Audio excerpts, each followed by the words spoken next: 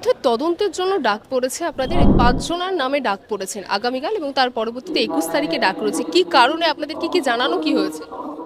Individually হোয়াটসঅ্যাপে কিছু জনকে এই এফআইআর কপি পাঠানো হয়েছে, যেখানে লেখা আছে আন্ডার সেকশন 35/3 বিএনএসএস, সেই সেকশনের আন্ডারে সরকারি সম্পত্তি নষ্ট আর অন ডিউটি সরকারি অফিসারকে থ্রেট করার জন্য মানে একটা ইনভেস্টিগেশন করা হবে আগামীকাল ১১টার সময় এবং ২১ তারিখ ১১টার সময়।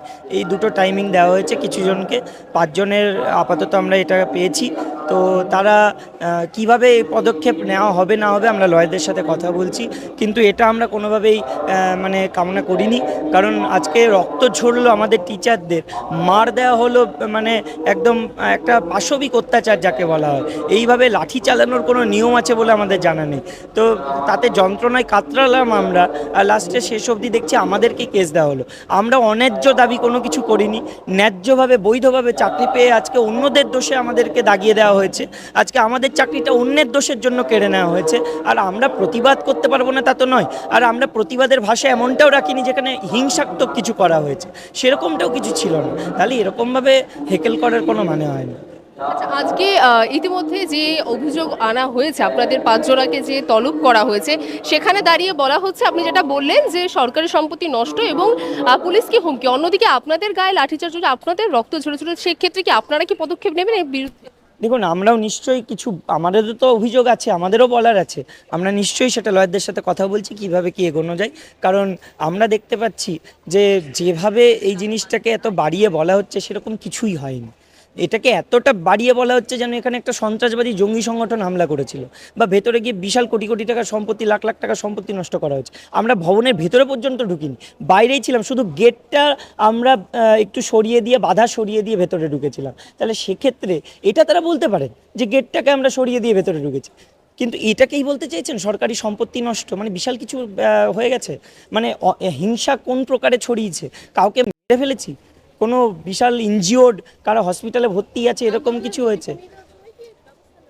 দেখুন, মানে কিছু পক্ষ যাদের বিরুদ্ধে আমরা সবসময় বলছি, আমরা তো বিরুদ্ধে বলছি এমন না যে বিরোধিতা করার জন্য বলছি, সত্যি সত্যি সেটা হয়েছে বলেই বলেছি, এবং আমাদের যোগ্যদের প্রতি মানে অবিচার করা হচ্ছে বলেই আমরা বলেছি।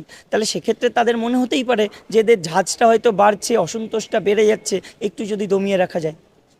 শিশুদের ব্যবহার করা হচ্ছে আন্দোলনের নামে, তাদের শিশুদের আড়ালে নিজেদের আত্মরক্ষা করার চেষ্টা করা হচ্ছে, এই যে অভিযোগগুলো উঠছে এবং একটি স্বপ্রণোদিত অভিযোগ দায়েরও করা হয়েছে। কি দেখুন, শিশুদের ব্যবহার একদমই করা হয়নি।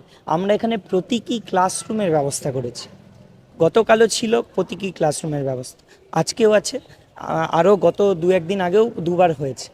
প্রতিবারই কি হচ্ছে, বাচ্চাদেরকে এখানে এনে, আমরা তো শিক্ষক শিক্ষিকারা, আমরা তো ক্লাসরুমে গিয়েই অভ্যস্ত, পড়িয়েই অভ্যস্ত। এখন এই সামার ভ্যাকেশনের আগেও কিছুদিন আমরা সেইভাবে পড়াতে পারিনি, কারণ আমাদের মানসিক অবস্থা সেই পর্যায়ে ছিল না। এখনও মানসিক অবস্থায় ভালো পর্যায়ে নেই, কিন্তু সামার ভ্যাকেশন চলছে, স্কুলে পৌঁছাতে পারছি না, পড়াতে তো ইচ্ছা করছে। তাহলে সেই জায়গাটা বজায় রাখার জন্য, এবং আমরা মনে করি পুঁথিগত শিক্ষার থেকে এখন নীতিগত শিক্ষা প্রদানটা বেশি জরুরি হয়ে পড়েছে সমাজে। সেই জন্য বাচ্চাদের এনে আমরা ক্লাসরুম এখানে করাই, সেই ক্লাসরুমে বিভিন্ন বিষয়ের মাধ্যমে নীতিগত শিক্ষা দেওয়া হয়। সেটা আমরা ভিডিও করে দেখিয়েছি, লাইভ দেখিয়েছি, আপনারাও দেখেছেন। এখানে ব্যবহার করার তো কোনো জায়গা আসছে না।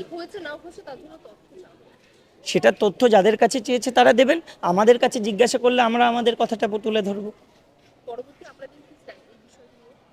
কিছুই নয়, এমন কিছুই নয়। তারা কিছু জিজ্ঞাসা করেছেন, জানতে চাইবেন, আমরা জানাবো। এটা এমন কোনো বিশাল বড় কিছু করে দেখছি না, কিন্তু যে কেসগুলো দিয়ে এফআইআর করে ডাকা হচ্ছে তাদের সঙ্গে আমরা আছি, এবং আমরা এই আন্দোলনটা তো ওই ১-৫ জন যাদের ডাকা হয়েছে তাদের নয়, টোটাল ১৯,০০০ জনের। তাহলে এই ১৯,০০০ জন একসাথে ওনাদের সাথে থাকবেন, যাকেই ডাকা হোক সাথে থাকবেন। আমরা সেটা লয়ারদের সঙ্গে কথা বলছি, লয়াররা যেভাবে বলবেন আমরা সেভাবে এগোবো। বাংলা হান্টের আরও খবর দেখতে নজর রাখুন। বাংলা খবর মানেই বাংলা হান্ট।